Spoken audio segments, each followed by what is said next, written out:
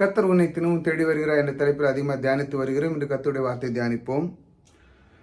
இந்த புத்தகத்தில் எழுதியிராத வேறு அநேக அற்புதங்களையும் இயேசு தமது சீஷருக்கு முன்பாக செய்தார். புத்தகத்தில் எழுதியிராத அநேக அற்புதங்கள் சீஷர்களுக்கு அவர் செய்து காமிச்சார். காரணம் என்ன என்றால், நீங்களும் இதே மாதிரி செய்ய முடியும் என்று. அந்த நேரத்தில் அவர் அந்த மாதிரி ஒரு அற்புதங்களை செய்து அவர்களுக்கு கற்பித்து கொடுக்கிறார். உங்களாலேயும் முடியும். எப்பொழுது? பிதாவோடு இயேசு கிறிஸ்து எப்படி அந்த உறவில் இருந்து அவர் செய்த எல்லாமே அவர் மூலமாக தான் செய்தார். இப்பொழுது நாம் கிறிஸ்துக்குள் இருக்கிறதுனால் கிறிஸ்துவை நாம் விசுவாசிக்கும் பொழுது இந்த மாதிரி அற்புதங்களை நாம் செய்ய வல்லவர் நம்மோடு கூட இருக்கிறார்.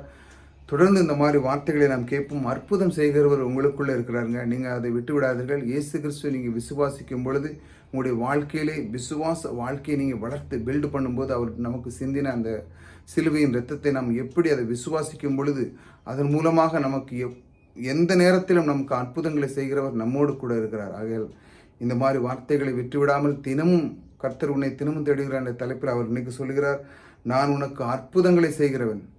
அதாவது புத்தகத்தில் எழுதிராத அற்புதங்களையும் செய்யக்கூடிய வல்லமை நான் உனக்கு தருவேன் என்று அவர் உங்களுக்கு வாக்கு கொடுக்கிறார். இந்த மாதிரி தொடர்ந்து கேட்கறதுக்கு நீங்கள் சப்ஸ்கிரைப் பண்ணி வச்சுக்காங்க, மற்றவர்களுக்கும் ஷேர் பண்ணுங்கள். அற்புதம் செய்கிறவர் உங்களோடு கூட இருக்கிறார். கர்த்தர் உங்களை விட்டு ஒரு நாளும் விலக மாட்டார். கர்த்தர் உங்களை ஆசீர்வதித்திருக்கிறார்.